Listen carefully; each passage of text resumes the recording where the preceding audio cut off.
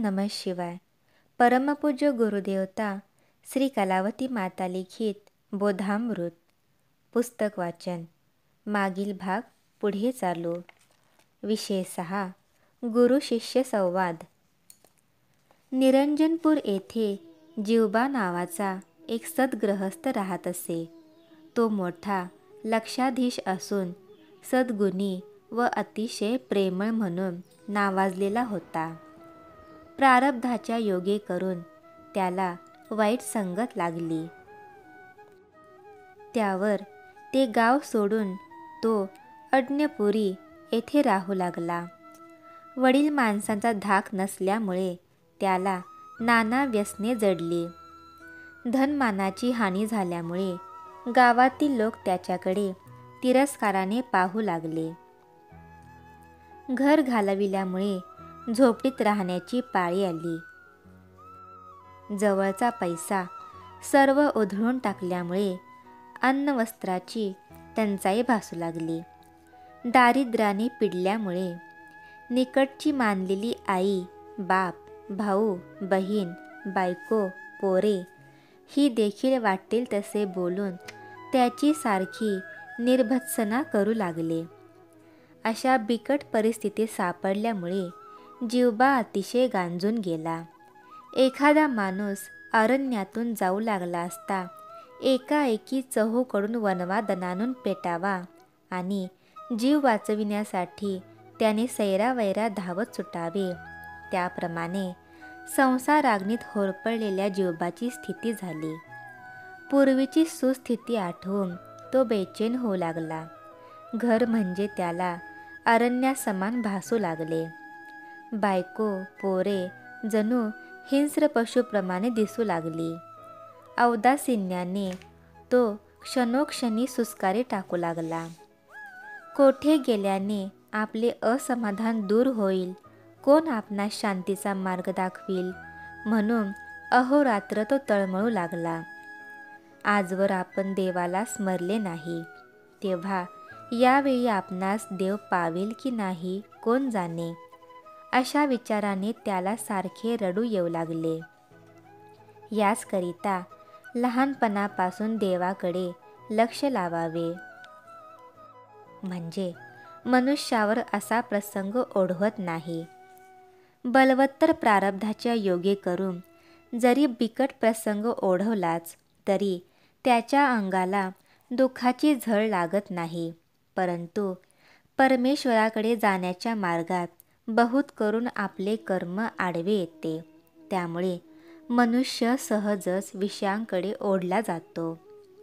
परमेश्वर जगाचा मायबाप, बाहुल्यांचा खेळ जसा सर्वस्वी सूत्रधाऱ्यावर अवलंबून असतो, तद्वत यच्च यावत स्थावर जंगमाची घडामोड सर्वस्वी एका परमेश्वरावर अवलंबून आहे.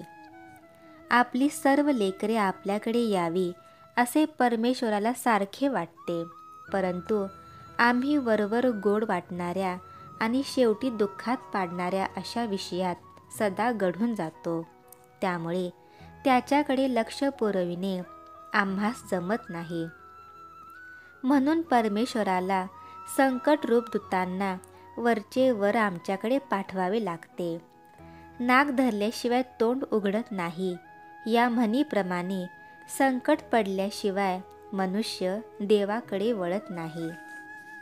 तुकाराम महाराज म्हणतात, संसार तापे तापलो मी देवा, करिता नित्य सेवा कुटुंबाची.